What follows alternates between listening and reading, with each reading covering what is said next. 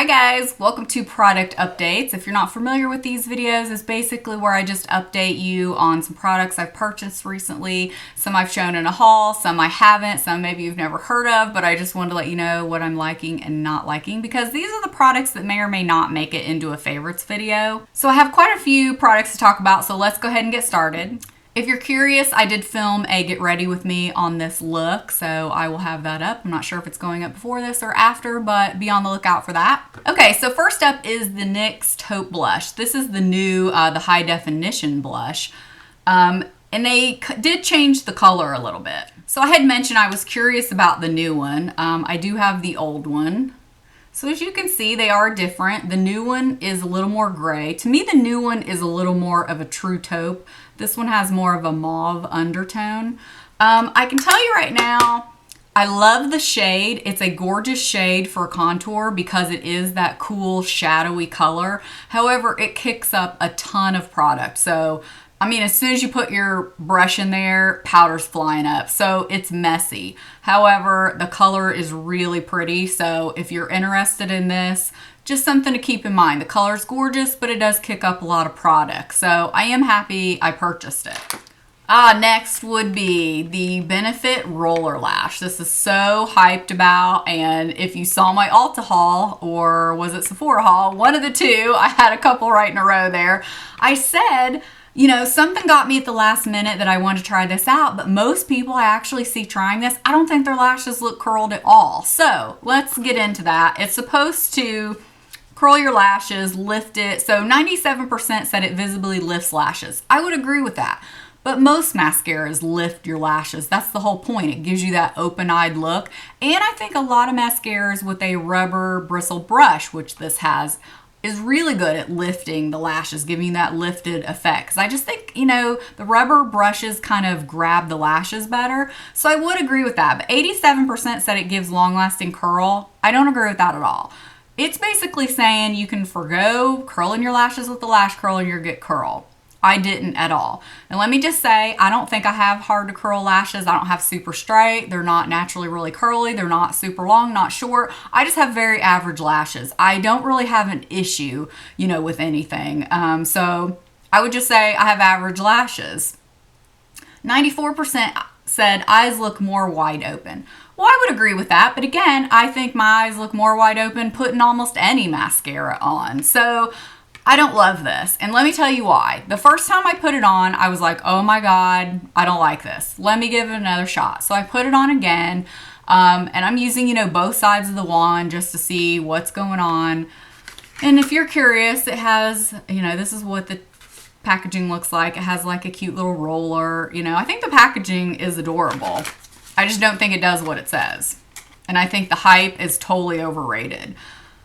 Well, what I was saying about most people I saw putting this on that was oohing and awing over it, I mean like every person I've seen talking about this, I don't think the lashes look curled. If anything, I think the lashes look sparse.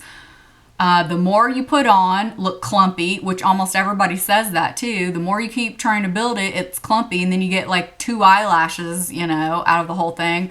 Well, that's what started happening to me. So the more days I wore it, the worse my lashes look. Even when I tried to take this off at night, my lashes still seemed like they all wanted to clump into like a huge one big lash. And it was like you couldn't get the stuff off for anything. And then even days after I quit wearing it, it was like, what is wrong with my lashes? It totally screwed up my lashes. It seemed like they all wanted to stick together at the base. They all looked very sparse. No matter what mascara I would try to use after, my lashes just looked like a mess. So I don't like this stuff at all. As far as your eyes looking open and it like lifting your eyes open, yeah, I agree with that. It does a great job at that, but it does not curl. I think I'm the only person on the planet that would say that, but it does not curl. I feel like I'm like getting pissed off just talking about a mascara. To me, it was like that bad because of the aftermath that I had to deal with my lashes. So let's just continue with mascara. This is a month of like bad mascara or something. So I tried the Estee Lauder Sumptuous Extreme Lash Multiplying Volume Mascara. Now, some of you may recall in my best mascara video, and I've talked about before, the one previous to this. So this is their new one. It was the Sumptuous Extreme Volume, I think. It wasn't the multiplying or anything. That one I absolutely love. It's one of my all-time favorites. This, however, I don't love it for a couple reasons. One, look at the ginormous brush. I always love showing stuff like this compared to my eye. It's bigger than my eye, so you make a huge mess. It's a very kind of wet mascara. It reminds me a lot of like L'Oreal, the Voluminous, the regular. You know how wet and clumpy that can be at first, but then when you let it dry out, it's nice. I've said before I have like a love-hate relationship with that mascara. If you don't like that mascara, you won't like this because it reminds me the formula of that. It's one of those you can't put it on, or at least I can't, without getting transfer all along my upper lash line. It like gives you instant eyeliner when you put it on. I just couldn't stand this. I think a lot of it has to do with the brush. It's just too big. For me, I'll stick with the original Sumptuous Bold Volume. I believe that's the name of it. If I'm wrong, I'll put it here. This one, I don't care for at all. So one more mascara. This is the Tarte Gifted Mascara. This came with this Tarte palette, which I actually like this Tarte palette.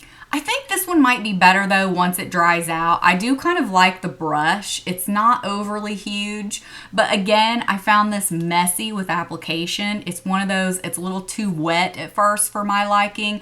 I may like it more once it dries out. So the L'Oreal Reds Collection Lipstick. This is the collection exclusive Reds. I showed these in Instagram and I wore one of them in a haul video.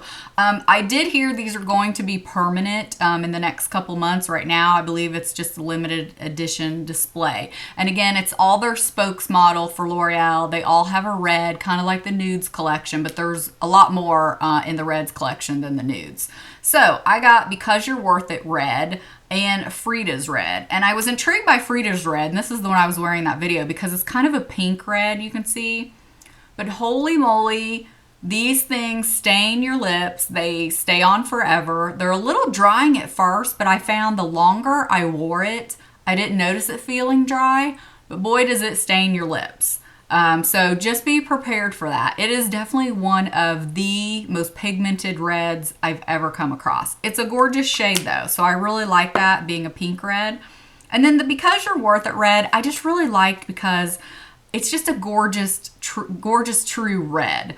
I haven't worn this one yet, but I will probably wear it more maybe in the fall or winter just because it's a true red. I just wanted to get two to try out. So anyway, I do like these. Just beware, they stain. Okay, so this is something that I purchased before we even went on our cruise back in March, but I haven't updated you guys. So you know I'm always having trouble making my nail polish last going on vacation. I don't want to mess with it, but I always end up having to bring polish with me to touch it up.